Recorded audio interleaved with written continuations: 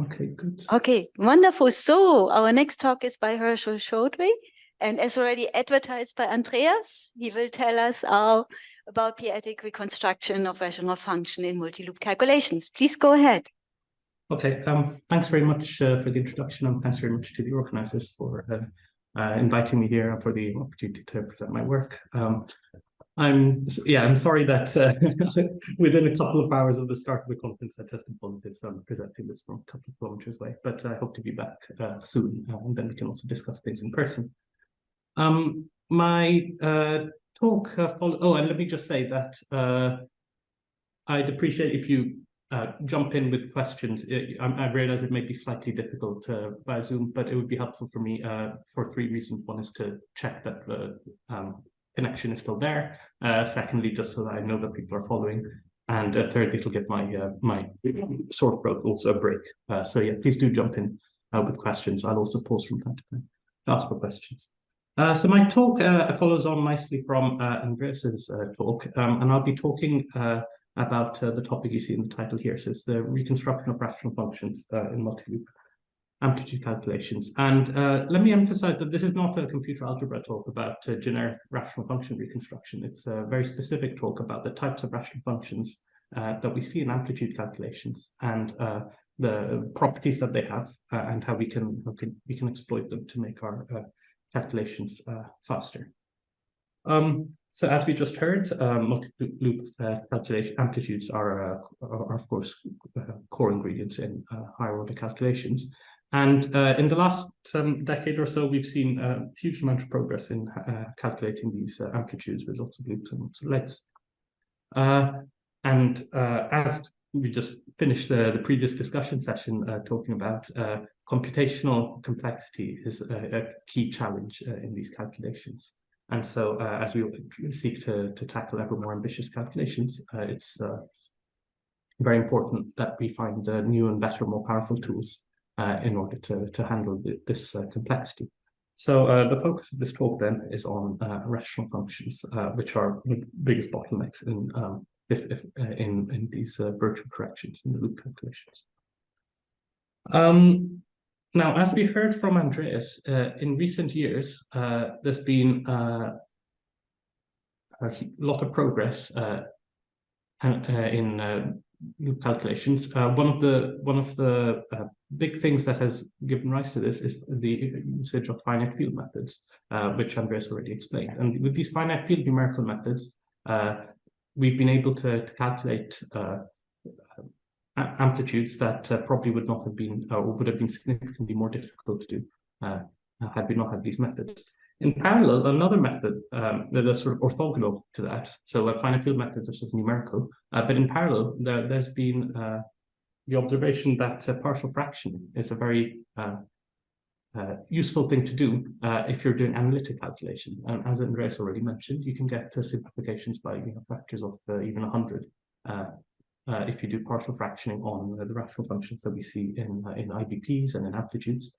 So the focus of this talk then is on trying to combine these two methods. So the question is, can we find a way that will allow us to reconstruct using finite field style numeric methods or something similar to finite fields? Can we do a numerical reconstruction that takes us directly into partial fraction form? And that way we benefit both from the existing benefits of numerical methods, but also benefit from that 100-fold simplification that partial fractioning gives us. So here's an outline for my talk. I'll start by introducing why we want to do numerical reconstruction and why we want to do it in partial fraction form. And then I'll introduce P-adic numbers, which are an interesting tool from mathematics, which we'll use to achieve the same. And in the second part of the talk, I'll then present the interpolation strategy that I've come up with to combine these two things together. Then I'll present the results and conclusion. So why are we interested in numerical reconstruction methods? Now, numerical reconstruction, finite field reconstruction, has been around in physics for about a decade or so, and before that's been around for quite a few decades in computer algebra. So it's a generic solution the generic problem in computer algebra, which is that when you're doing symbolic calculations in computer algebra, expressions tend to grow into something, and Andreas referred to, and it's generally referred to as intermediate expression swell. And so you start with something simple, you get complicated things in the middle, complicated expressions in the middle, and then your final result is then simpler again. So finite field methods have been around for many decades in computer algebra as a way, and that intermediate growth of the size of the expressions. And okay, they use finite field numbers, which Andreas already mentioned. Within this framework, which has been now used by many groups during the last decade for a number of calculations, most of the time within the finite field framework, most of the computing time is then spent on performing numerical probes. So evaluating the rational functions that we want to calculate, the IBPs, all of the ingredients, evaluating them numerically and combining them together. Compared to most of the time is spent on the numerical evaluations, not on reconstructing the analytic expression. Typically you'll need a huge cluster in order to calculate the amplitude many times numerically. And then you might even be able to do the reconstruction itself. So combining that data into an analytic expression, that reconstruction you might be able to do even on your laptop. So there's a big between the time you spend on the numerical probes and the time you actually then spend on combining things together. So the main challenge then, if we want to do these things faster, is to try and reduce the number of probes or try and do the probes faster. The focus of this talk then is on reducing the number of probes by exploiting the simplification that comes about through partial fraction. Yeah, Andreas, I think, already mentioned the various interpolation libraries that have been used in the last few years for finite field reconstruction.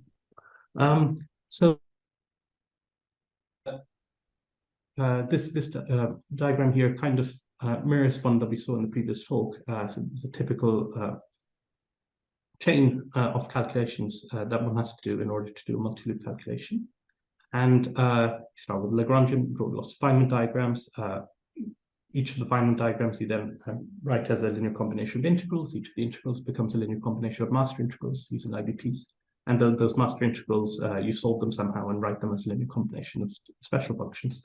So lots of linear algebra, lots of linear combinations. And these linear combinations, while linear algebra conceptually is simple, actually performing symbolic linear algebra is difficult. And that's why the state-of-the-art calculations these days tend to use finite field methods, where all of the linear algebra is performed numerically, and then we reconstruct the final answer only, and don't reconstruct the intermediate steps. So that's why we want to do numerical reconstruction. Okay, why do we want to do it in partial fraction form? Now, partial fraction has been widely used in recent years. There's a couple of libraries that are now being used by lots of groups, like Singular and multivariate apart. And I'm going to use an illustrative example throughout this talk, a highly non-trivial example, which is the largest rational function in the so it's the largest rational function in the largest IBP that you need for calculating the two-loop 5-point, which amplitude is it? The two-photon plus jet amplitude of two loops in full color. And in fact, I'm told that this is also the second largest expression that you'd need for calculating, in fact, any two-loop 5-point process, including the amplitudes for 3 jets. So it's a highly non-trivial rational function. Basically, the reason I picked this one is that essentially, if you can do this, you can do anything within 2 5-point massless.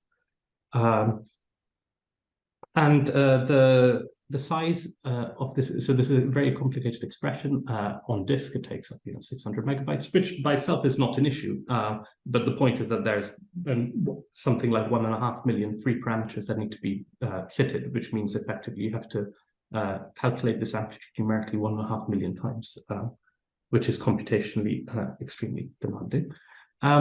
Whereas if you somehow manage to get this analytic expression, if you manage to get the expression and then you partial fraction it. Oh, I should have mentioned these popular libraries for partial fraction, they require an analytic input. So they require you to already have the expression as an analytic input, and then you can use these libraries to simplify them. But when you do that, you observe that this expression goes from being a 1.5 million, from having 1.5 million free parameters to having 100 times less.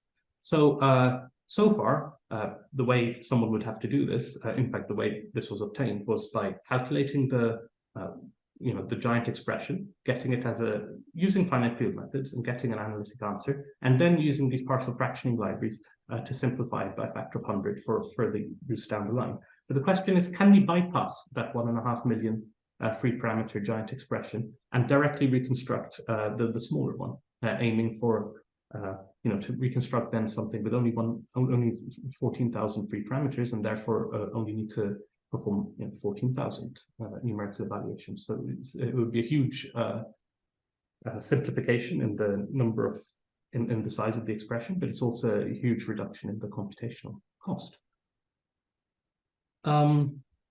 Okay, and so that's the topic of this talk. Now, this may sound, from what I've said so far, that may sound like a curious computer algebra fact that you get a simplification by a factor of 100. I'd like to show you that that's not the case. The way I'd like to show that, oh, by the way, maybe I should pause for questions. Any questions so far before I move on? Also, just to double check that the connection's there and everything.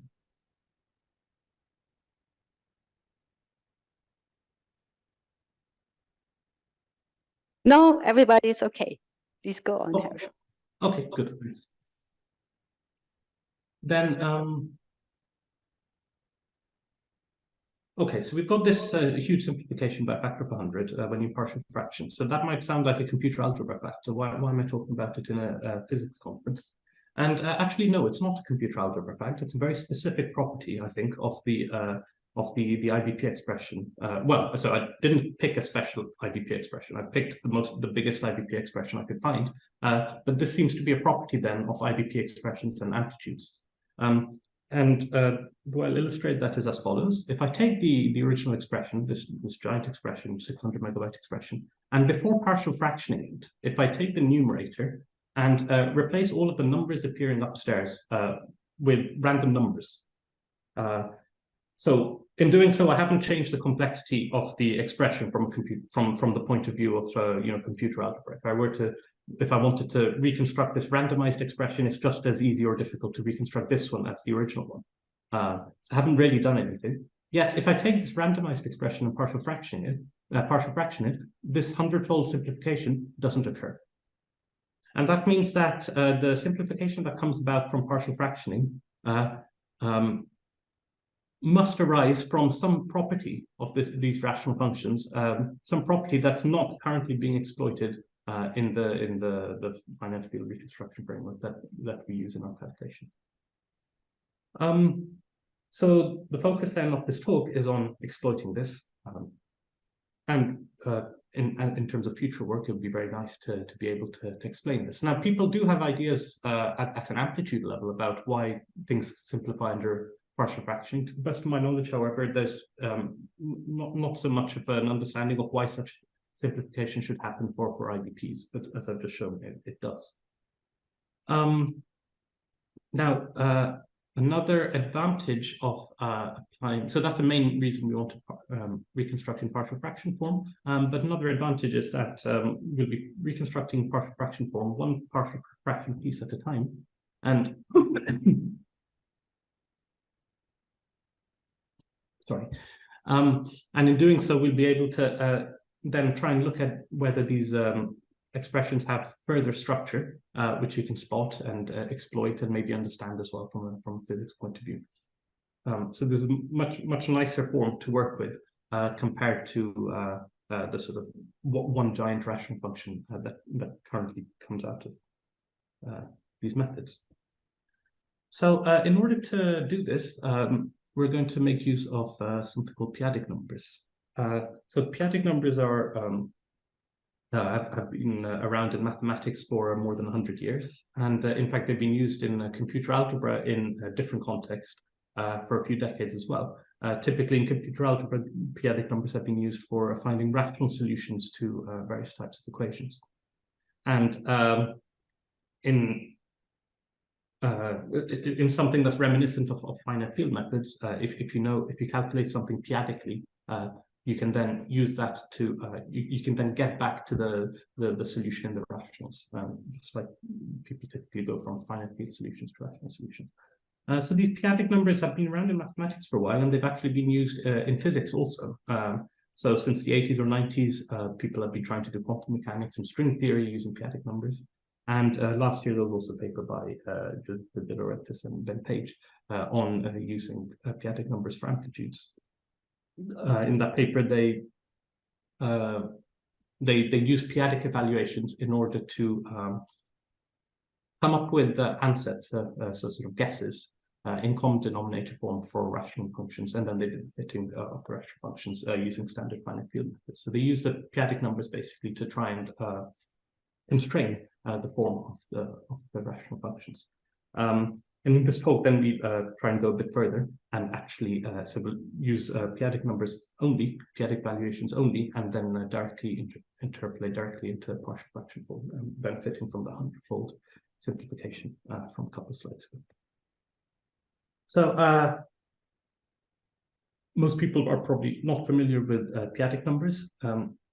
So they are they can be mathematically defined as an alternative completion of the rationals. So you may remember from some mathematical course that the formal way to get from the rational numbers to the real numbers is to fill in the gaps somehow between the rationals. So 3 is a rational number, 3.1 is a rational number, 3.14159 is a rational number. But if I take the limit of, if I take pi to infinite digits, that's not a rational number, that's an irrational number. So pi lies somewhere in the gaps between the rational numbers. Now, the p-adic numbers are obtained by defining gaps in a different way. So in particular, you have an absolute value, which is not the standard absolute value, but instead, it says that the absolute value of a number, you define it to be, you basically define a number to be small if its denominator contains lots of powers of p. And this is illustrated in this figure in the top right. Basically, so two numbers are close together, you can see in this figure in the top right, two numbers are close together if their difference is divisible by many powers of p. So for example, 9 and 18 here are the difference between the 9s is divisible by 2 powers of 3. This is the 3-adic number shown here. And you can sort then the integers and in fact also the rationals into sort of bubbles like this. So it's a rather abstract kind of concept, and you get a different set of p-adic numbers depending on which value of p you choose. For each prime p, you can define a set of p-adic numbers,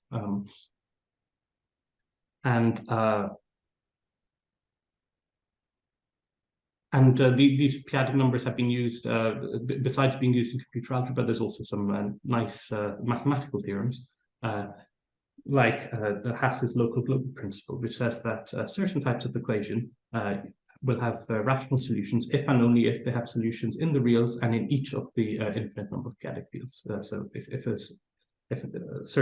for those types of equations, if they have a solution in the 2-adic numbers and the 3-adic numbers and 5-adic numbers and 7-adic numbers and all other p-adic numbers and a solution in the reals, then they automatically have a solution in the rationals as well.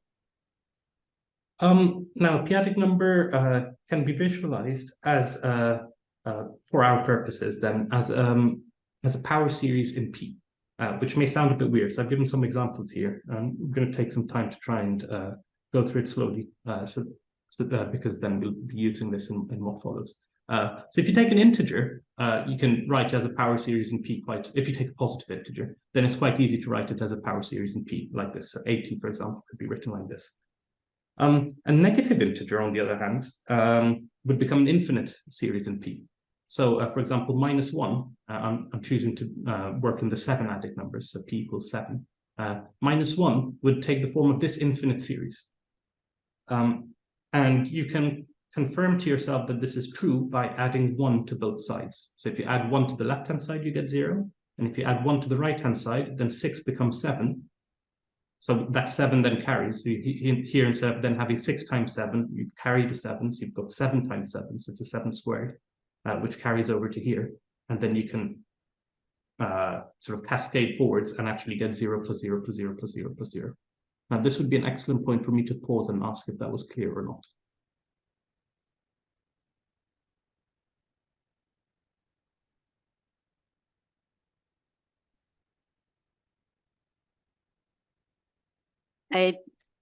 There's no objection to that.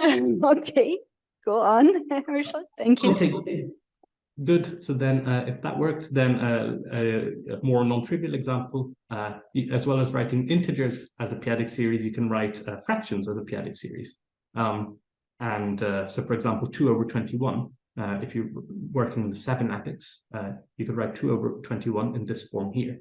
And you can confirm this if you want by multiplying both sides by 21 and then subtracting 2. Well, okay, multiply both sides by 21 and you'll get 2 on both sides, just like we did in the previous example. That one maybe you can take on trust, or if you really want, you can work through it. It's not very difficult. Now, and one thing that maybe it's helpful to highlight is that the first digit in the p-adic expansion is actually the number on the left, mod p. So for example, 80 is 3 when you work mod 7, minus 1 is 6 when you work mod 7, and you can also have fractions mod 7. So, but okay, in this case, it's a bit confusing because there's a 7 in the denominator.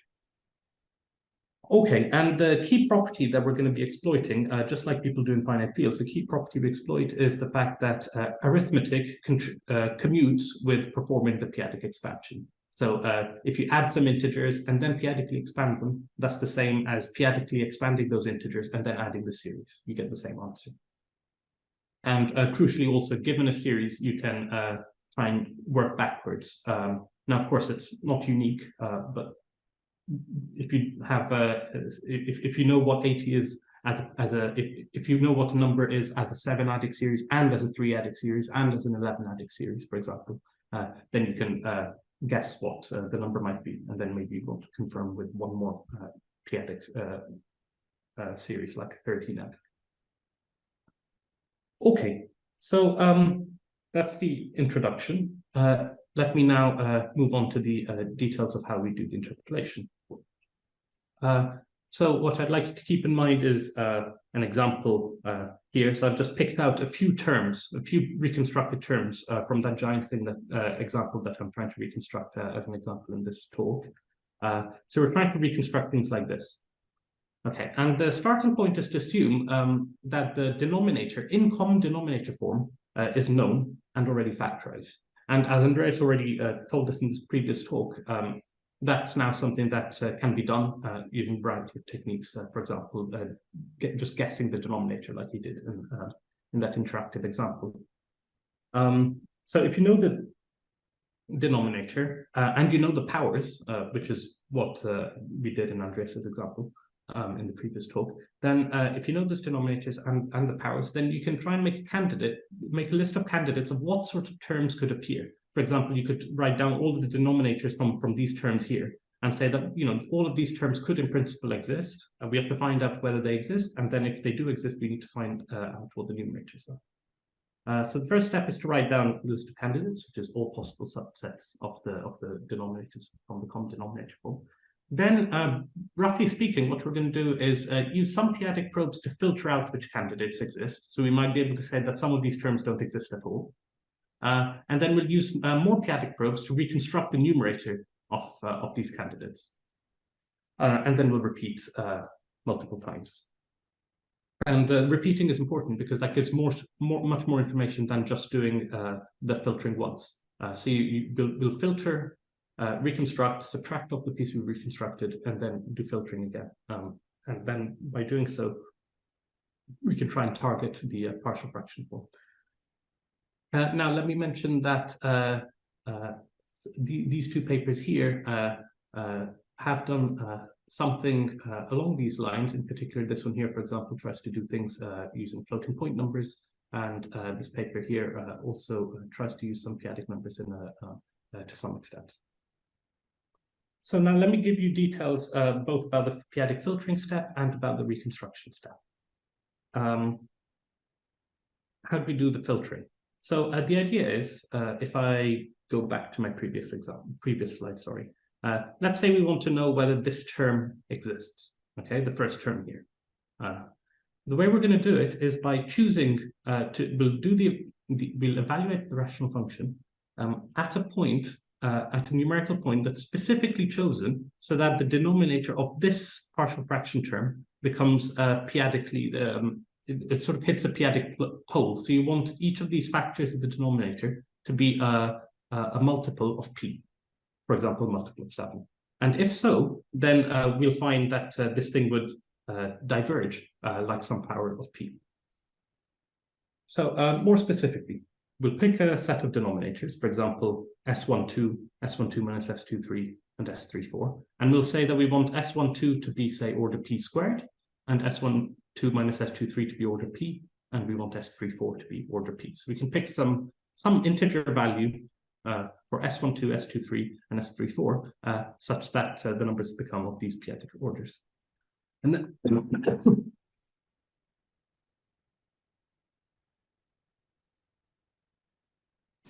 sorry. Okay, having chosen such a point, we'll evaluate the rational function at that p-adic point. So we'll solve the IBPs, the amplitude, all at that one numerical point. And we'll get out some rational number, and then we'll view it as a, or we could directly evaluate, we'll get out some p-adic number, and we'll look at the order of its p-adic pole. So for example, if the rational function diverges like 1 over p to the 4, then that tells us something about what kind of poles can appear. So for example, if it diverges like 1 over p to the 4, then we know we can't have any partial fraction terms that have a denominator S12 squared, S12 minus S23, and S34, because that should have diverged like 1 over p to the 5, whereas we only found a divergence of 1 over p to the 4. And so that lets us, at a single stroke, with just one numerical evaluation, kill off an entire partial fraction term, right? Whereas normally we would have had to, if we were working in a finite field framework, we would have had to do a number of numerical evaluations to fit each of these numerator terms to be 0. Whereas here, at a single stroke, we get to kill off the entire partial fraction term. Good, that's the filtering step. Having done as much filtering as we can, we then want to do some reconstruction. So we'll do something similar to before. We'll pick some numerical point that makes some of the denominators p-adically small. And try and, in fact, do that in a way that it picks out a single partial fraction term. So for example, going back to my example here, suppose we make 2d minus 7 be some power of p, and choose t5 to be some power of p, and choose this linear combination to be some power of p. We'll do it in a way that tries to make this thing blow up as a much bigger power of p than any of the other terms, possible terms in the rational function. And now I conjecture, but haven't proven, that it's always possible to choose these orders, so p squared, p kind of orders, such that you pick out a unique term. So a unique partial fraction term, say this first one here. Having done so, we'll write down an ansatz for the numerator of that candidate, so of that partial fraction term.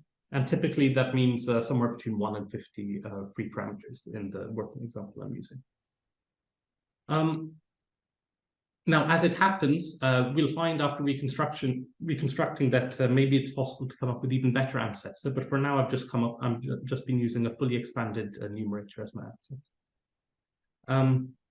Now, the next step is to generate several points. So choose several integer points that give the chosen p-adic weights. And then by evaluating the rational function at those points, we can then get enough information to interpolate the numerator. The key insight is that having chosen a numerical point that gives a certain pole, the numerator then that comes out will just be the ansatz for the numerator mod p.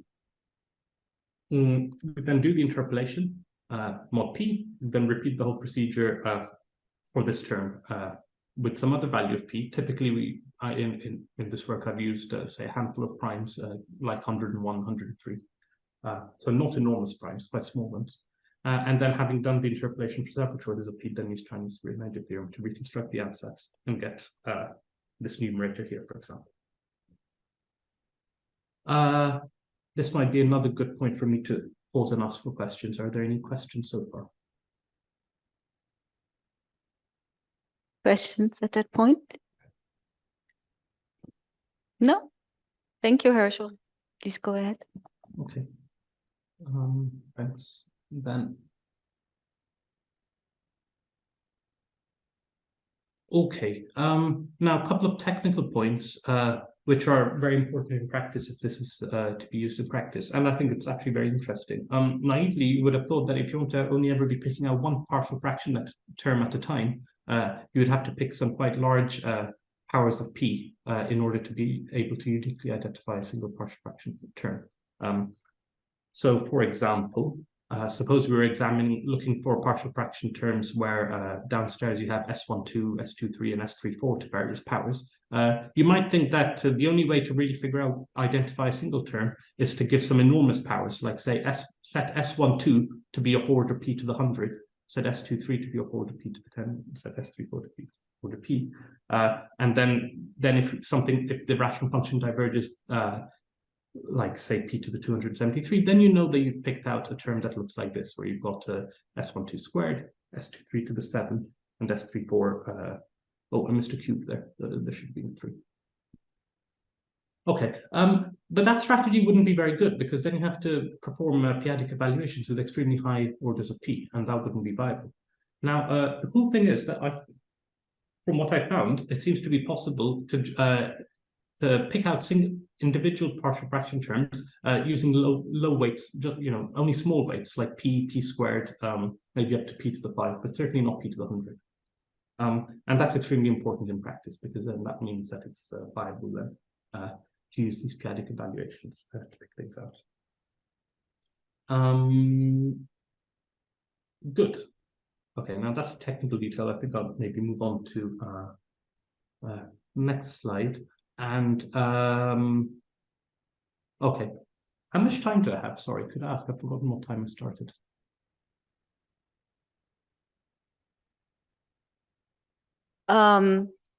Maybe 5 minutes. Is that okay, Herschel? Yeah, sure. That gives us time for questions in the end. Sure. Okay, 5 more minutes then.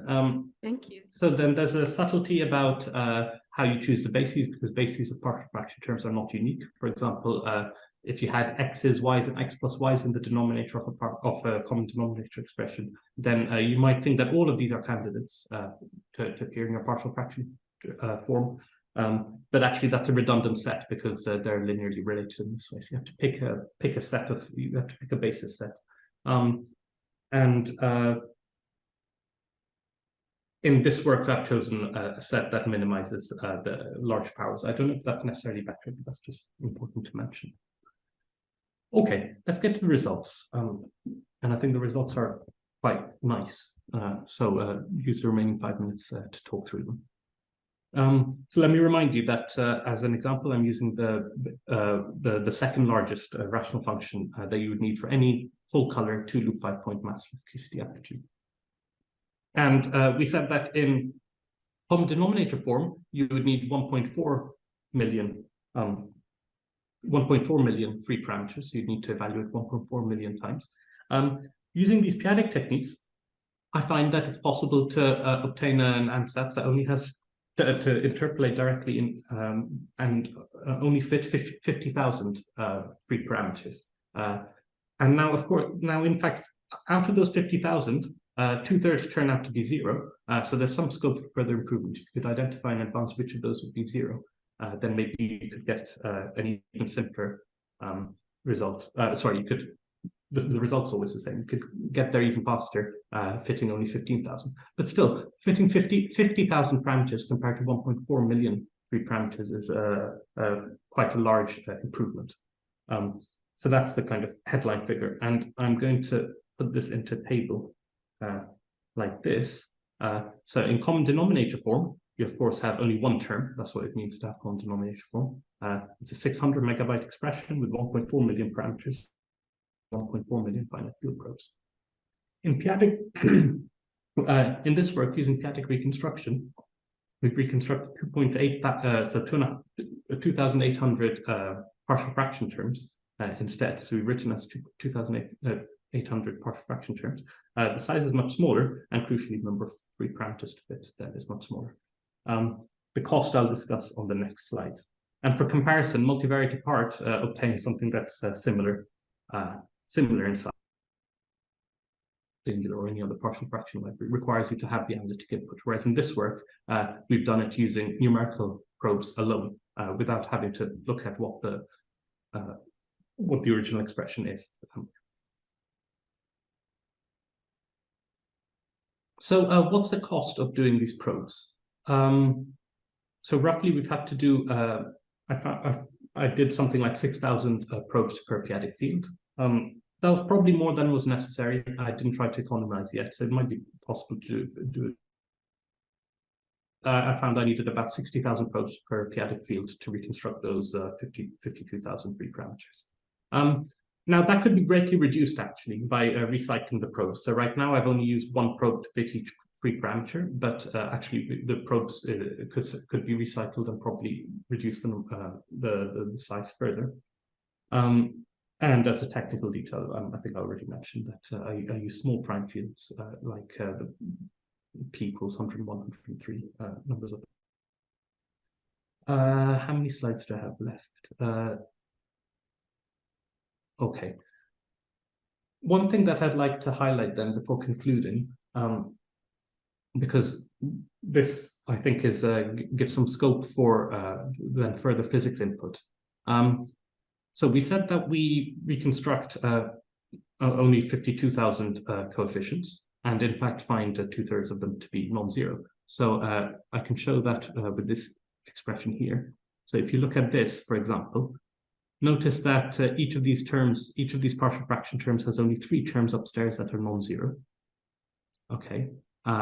But actually, I had to reconstruct a bunch of zeros as well. So that's the difference between the 52,000 that I reconstructed and the 15,000 that turned up in the final result. So there were a few more zeros here that I reconstructed because a priori I didn't know that they would be 0. Now, that's a factor of 3. But if you take all of these terms and put them together, you get this very nice, simple expression. Now, this is after the fact. Okay, so using numerical reconstruction, I obtained these. Okay, and needed a few dozen probes. But when you look at this final simple expression, you do have to ask, is there a way to get there faster? Okay, and bear in mind that this is an expression for an IBP reduction and not it's an IBP expression and not an amplitude. Is there a way that we could have got to this even more simply? So already we've got a reduction from 1.4 million parameters to 50,000 parameters, but maybe if we could get some insight into these very simple expressions, maybe we can obtain further simplification in the cost of our calculations. Okay, this slide I'll skip on the technicalities of how you do P-adic evaluations. You can ask me about it later if you like. To conclude then, I presented a method for P-adically reconstruction, for using P-adic numbers to reconstruct rational functions directly in partial fraction form. And I've studied its capabilities by using the example of the largest rational function. Oh, sorry, I should have said second largest. Largest rational function in the IBPs for 2-loop 5-point massless non-planar QCD amplitudes, so full color QCD amplitudes. The method harnesses major simplifications that rational functions get under partial fractioning, and I showed that the simplification comes from physics, somehow comes from physics, not from computer algebra, in a way that needs to be understood in order to then improve methods further, I think. As a preliminary indication, I think this seems to require fewer numerical evaluations, and it seems to produce simpler results as well. And therefore, this makes this method a promising tool for. There's also scope for even further simplification, like I showed on the previous slide. It would be nice to then get some analytic understanding in terms of future work of where the simplification comes from, and then that would further improve the kind of the speed and reach and the capabilities of our future calculations. Thanks very much.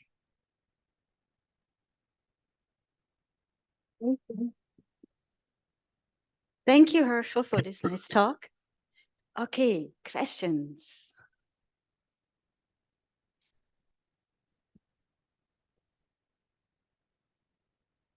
Yeah, thank you for your interesting talk, Herschel. This is Andreas.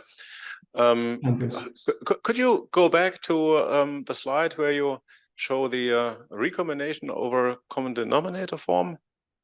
Probably you said it, but I missed it. How do you select? Sorry, this one? Yes. So how do you select the terms you want to combine? I mean. Okay, so the main result that I discussed in this talk was getting to this stage here.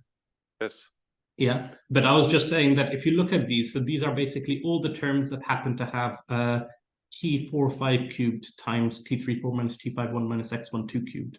If you combine them, basically. Okay. I get it. Yeah. Okay, thanks. like Okay. Yeah, and sounds good. Here you've got things like 400 and 693. These are large numbers that appear and have to be reconstructed, whereas here there's nothing of the sort.